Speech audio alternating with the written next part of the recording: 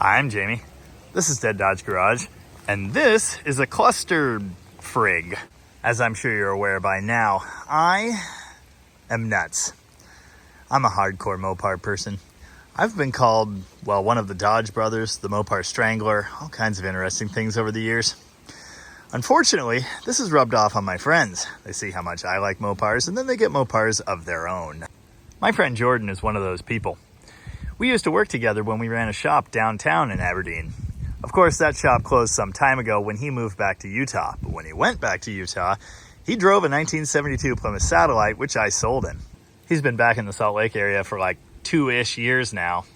Recently, he bought himself a 79 Dodge W200 Power Wagon, which is an awesome truck. Kind of like this one, but slightly larger and tanner. For various strategic reasons, Jordan's planning on moving back here again. And actually, right now, he's supposed to be driving this direction. When he gets here, he's supposed to be helping me knock out some jobs in the shop. Like this one. That's a perfect Jorden job, by which I mean it's something I never want to deal with. Unfortunately, because I turned him into a Mopar guy, he's making that drive in his 45-year-old Dodge truck. Surprise, surprise, it's broken. So yeah, Jordan's currently hanging out in the shoulder somewhere on the side of Interstate 84 in the state of Idaho. He's like 12 hours from my door right now, and there's no one else equipped to go run some sort of rescue mission and drag him back, so I guess it's me. I'm going to take this car trailer, hook it to the back of the Ram truck, which I just finished putting back together, and hit the road, and probably drive all night. What's the worst that could happen? Unfortunately, as you can probably tell, there's still a lift on this trailer. I brought this thing home from Spokane like a month and a half or 2 months ago, and I haven't done anything with it. Thankfully, just yesterday, Allan and I got the Dart Sport moved out of this spot. So now, I'm going to put Dale's Demon back out in the rain and try to unload this lift myself with the overhead crane, which I'm sure is going to go just great. Every single thing I try to do around here involves like 100 steps. And step one is moving this thing. Then I'll put the Demon right back where it was. Then I'll get the trailer hooked up after moving the Turbo Valiant, which is in the way with no cooling system and a terrible cold starting problem. Might have to move the 79 Chrysler 300, which currently doesn't have a can of gas under the hood or a battery. Then I can get the trailer out. Then I can try and jackknife it into that back bay. And then I'll do that terrible, horrible, nigh impossible single-handedly unloading job. And then it'll be 9 p.m. And then I'll hit the road. I don't know why my life is like this. It just do. The neighbors love this one. All right. I faked the hard starting Valiant thing for TV drama. I've got the timing control turned off, so I think it should actually fire right up. Hopefully. Oh yeah. Stop blinking! Oh, I cannot wait to do things with this car. Stay. Well, the good news is there's pizza. Pizza. I need more hands for this. Didn't I say it was 5:30? Is now a good time to remember that I haven't wired the brake controller ground yet, or put in new speakers so I can actually hear the stereo, or fix the clock. Haven't installed those reverse lights either. Miraculously, I did get the trailer out around the 300, so that's good. Now I'm doing this by myself in the dark. And did I mention there's a 440 in the way? Oh, and I smashed my stupid finger again. Dang, I'm good. Well, good-ish anyway. And there's a trash can of hoses there. Hey, OSHA, is this safe? Remember, if it's dumb, but it works, don't try this at home. It doesn't reach the ground. I'm sure we can all agree this truck's like 1,000 times cooler now that it's cosplaying as a 78. All right, time to load some spare underwear, my laptop, and a dog. Oh, in case you're wondering why I'm not taking the 100% reliable one with heated seats, spilled a bunch of gear oil in the bed and it stinks. Yeah, that's pretty much it. Plus, you know, I mean, if you have a Ram truck, you use your Ram truck. I got a Charlie dog and a pizza. You're too excited. Are you ready? Yeah. She seems ready. No pizza for you. What did I say? 9? It's only 8. I'm doing good. Truck's tanked up. Never mind that horrible noise the driveline still makes. We're ready to rock. In case you were wondering, this truck's done like 30 miles since we finished the nose and door swap. On the road again. 10 hours, 46 minutes to Burley, Idaho. And then we have to backtrack like a ways to get his truck. Yeah. I'm not sure which wiring repair did it specifically, but I no longer have flashing headlights and dash lights, and that's great. These headlights are pretty decent compared to modern road traffic and LEDs and all these horrible light bars and off-road lights that I keep seeing coming at my face. Well, not the best, but better than what I had before.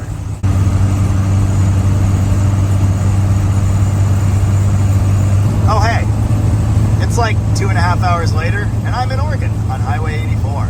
This is the one that goes all the way to where Jordan's broken down. Through this entire state, which I've only got through 20 miles of so far. A great thing to do when you're on the road by yourself is just talk to people on the phone. Helps to break up the monotony and keep you entertained. So I've been doing that. Just got to the part of 84 that's next to the Columbia River.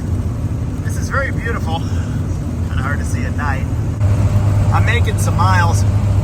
I learned way back on the trip down to Tennessee that this truck doesn't really like flying without a load on it. If you've got a car on the back, 85 is no problem.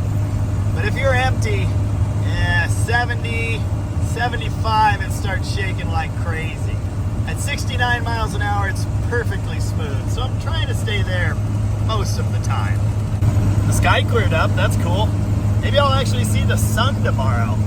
We don't have that feature at home this time of year. This is the exit to Corbett, Oregon. I bought a power ram up that gigantic hill once. In fact, that was the trip that ruined the rear axle in my 2014 Ram. This is interesting. The blower motor seems to be dead. No longer blowing or motoring. I noticed the other night it was being a little goofy, like it wasn't working on high, but then I wiggled the switch and it came back. So I'm expecting this to be a switch problem. It may get inconvenient in a little while here. Defrost, you know, it's helpful. I did go ahead and open my first Red Bull. Whee! Oh yeah, the Psycho just almost ran into me in a Tahoe. That was fun. Cool stuff.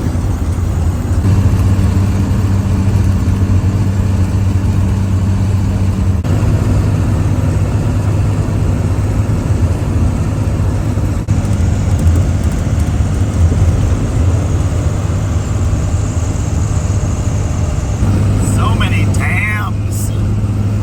Oregon 207 South. Yeah. In 600 feet, I gotta keep stop for right to gas. continue to Google. Well, diesel. You know what I mean. Was I supposed to slam my smashed finger into the steering wheel or no?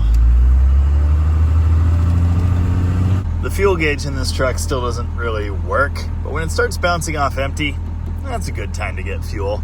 I've done 318 miles. I know for a fact it can do more than that, but I also have no reason to push it, and I need to pee. There's something in my left eye. It's slightly inconvenient. Oh. Should I be worried about that? I don't know if I mentioned that the fan magically came back, but it did. Just not on high mode, apparently.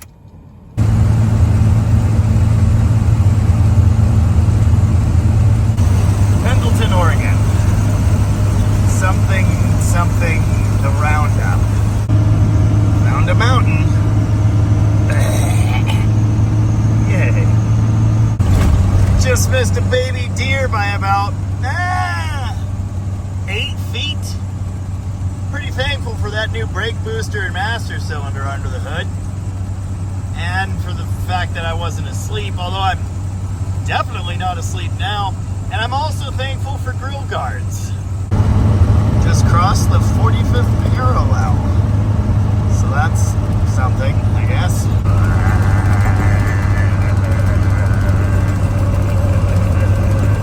How much more Oregon is there?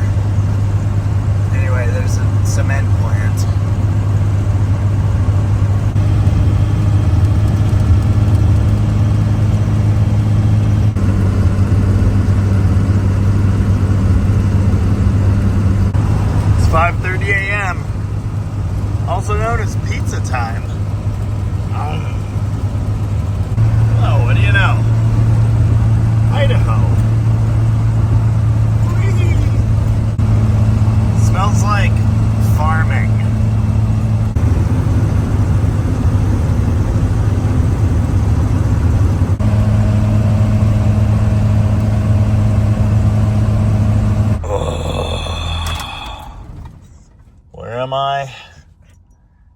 Nampa?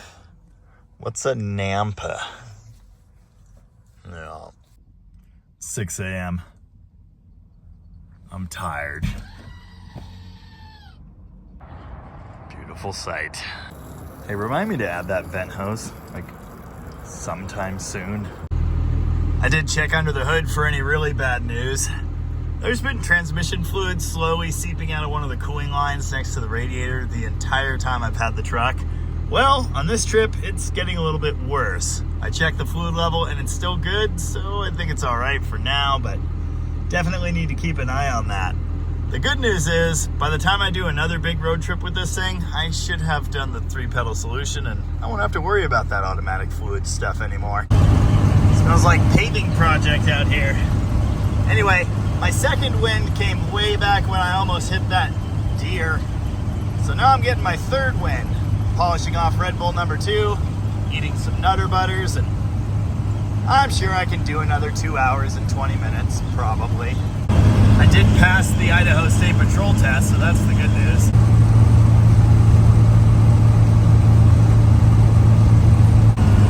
Oh, fire. I don't think that's supposed to be like that.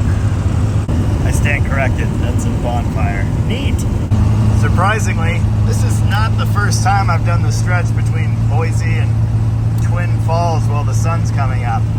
The first time was like 13 and a half years ago, and it was icy, and I was watching tanker trucks slide around. That was fun.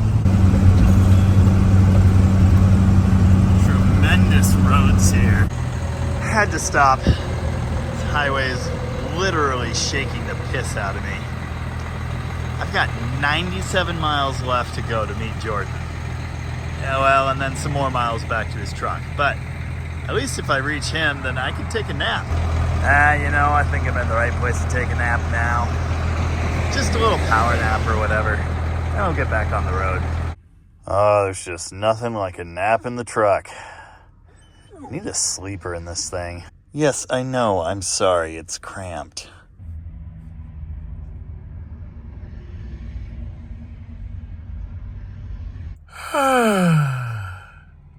Good morning from the side of the road in Idaho. It's not so bad.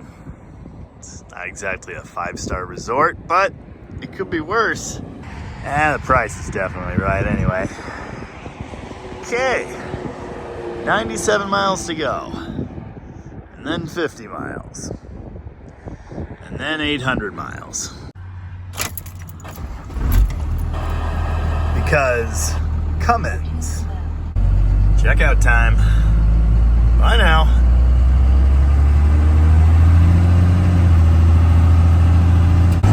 Oh yeah, this is why I stopped.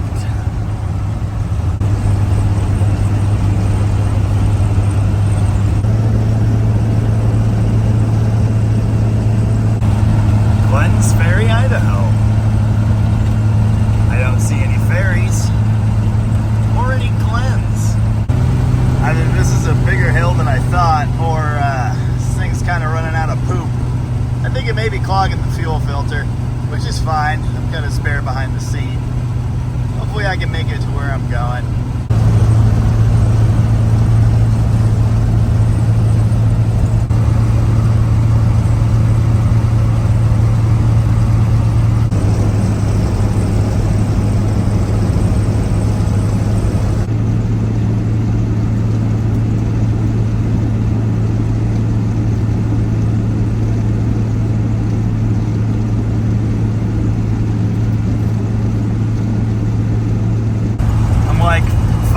Away now. Hopefully there's coffee. Yeah. It's very nice here. Jealous. Yes. Pee on all the things. Everything is. Well, isn't that cute? So. Say hello, Jorden. Now we're here. Oh. It's a heavy load. Did you snap the straps? I forgot that part. Oh, it's not going anywhere. This is the face of a guilty dog that had a pizza party. The world is my office. What are you doing? Who, me? Yeah. Smoking a cigarette. Gross. It's all bad. Don't worry about the clinking noise in the drive shaft. That's kind of normal. Oh, I wasn't worried. Good. What do you think? Is it a new Bluesmobile or what? I love it. You need a gun rack. I have one! Do you? A subscriber sent me a gun rack. Haven't installed it yet. Just telling Miles that's what I wanted in my truck. Oh, you need it. It's important. Huh. High fan settings back. And the air conditioning is conditioning the air.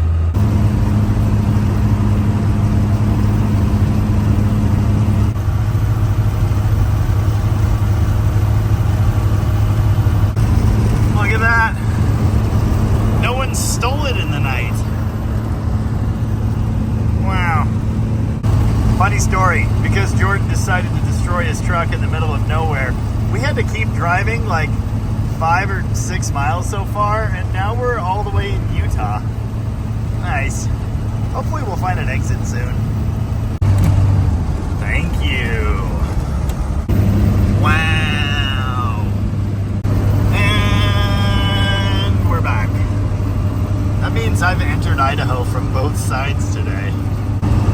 Seriously, this is a ridiculous detour and it's taking forever.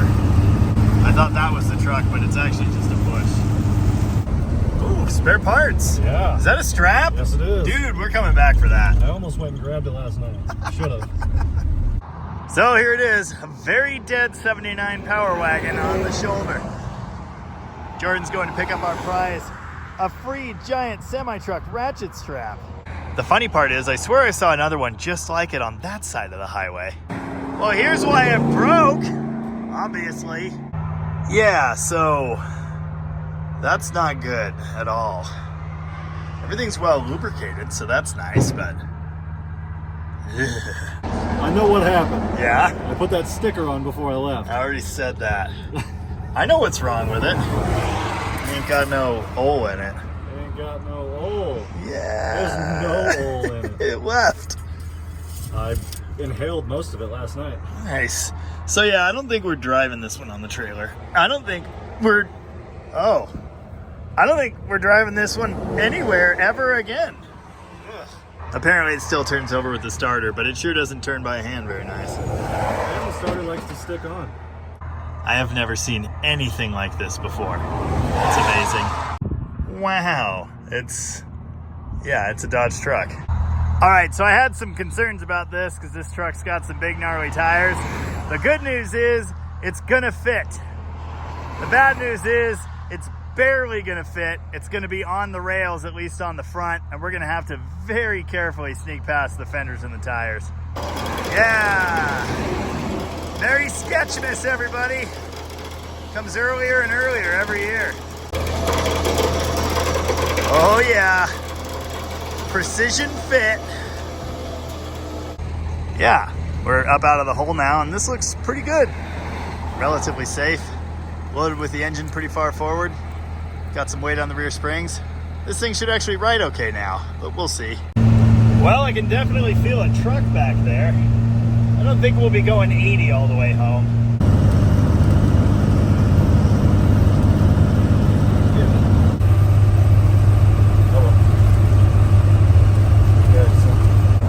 Always with the bad news. Only been 308 miles. Oh, also the transmission won't come out of overdrive when I switch it off for some reason. Pay attention to that. That might be important. That's just terrifying. It screams at everyone that walks in the door. We stopped and got fuel, and apparently only got 12.6 miles a gallon on the last tank, which really sucks. I know I mentioned the thing seemed to be a little bit down on power. It's doing just fine hauling this, but I'm also driving carefully, so who knows? As long as it keeps going, I'll just keep driving it. At least the farty dog is comfy, that's the good news.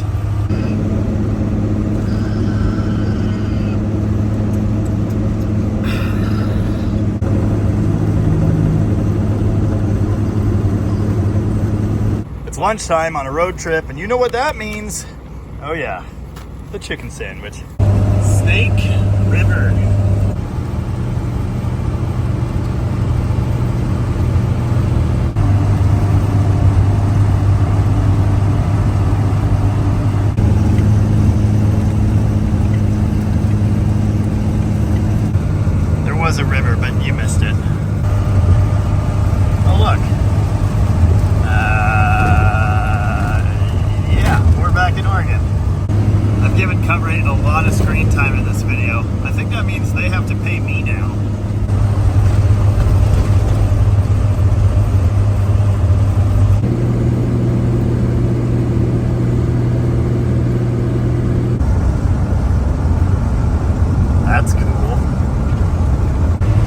stuck in our home time zone. Also, there's a bunch of dirt.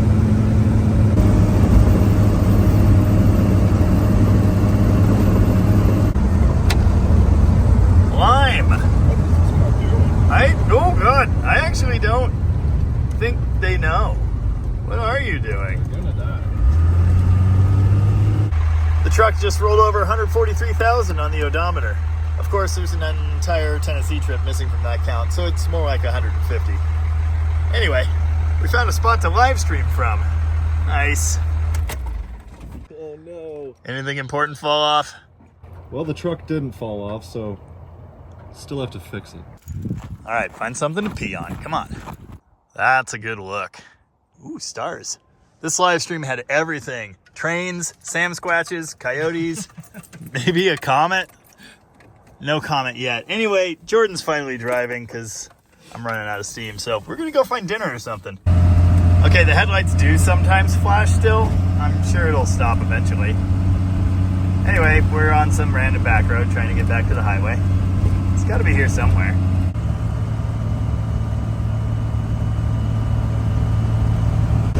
I'm on Sam Squatch lookout duty. What do you think of my Mint 1 owner? I like it. There's that crazy concrete plant thing that looks like a giant photon cam and can't. Whatever, you know what I meant. I'm growing concerned about this whole overdrive thing. Sometimes it's normal, and sometimes it seems to be like shifting itself in and out of overdrive, which, if you'll recall, it should not be able to do because there's no computer to do that. It should be on whenever that switch is on. So I don't know how much longer that's going to be winning with us. Oh, that's not good. Yeah, so anyway, as I was saying, I don't think we're going to have overdrive much longer.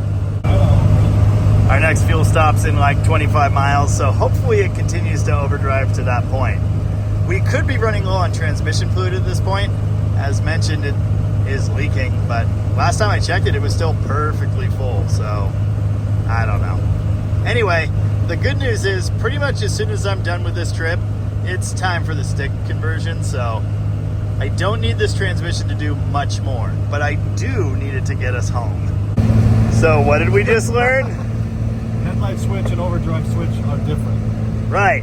But what's even weirder about that is it was in overdrive with the switch off again, but only sometimes. I'm so confused. Anyway, it's fixed now. Ooh, fun stuff.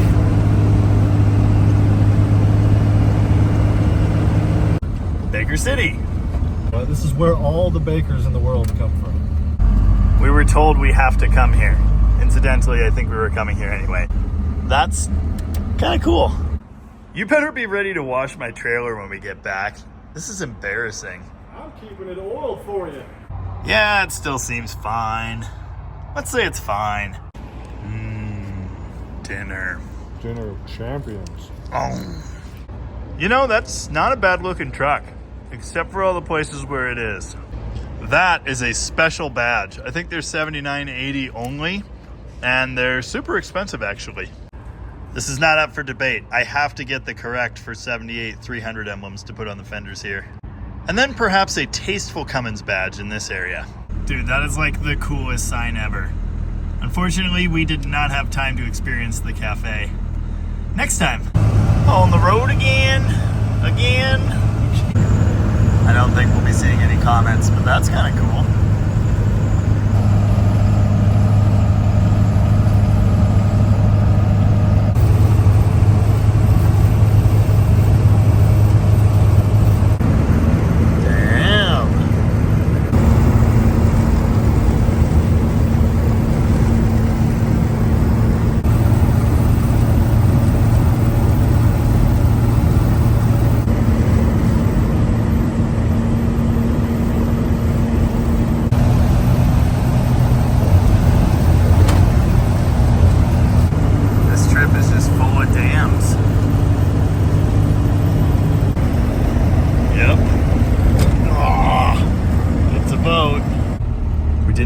Gas or diesel, but we did find a skate park. There, how did we miss that? I truly don't know how we missed that. There's also a really dope church. It's so pointy. Last fuel stop. For some reason, the mileage sucks today. This thing just got 10.5 miles per gallon, which is unheard of. The tank this morning was 12.6, which is also quite bad, but it's not 10 miles a gallon bad. Anyway, I don't know what's going on. At least it looks cool. All right, home stretch. Yay, moisture. Are we almost in Washington again? Yep, we're in Washington. Suddenly fog happened. It's thick. Whee! Every time. Every time. Oh, so close. I like trains.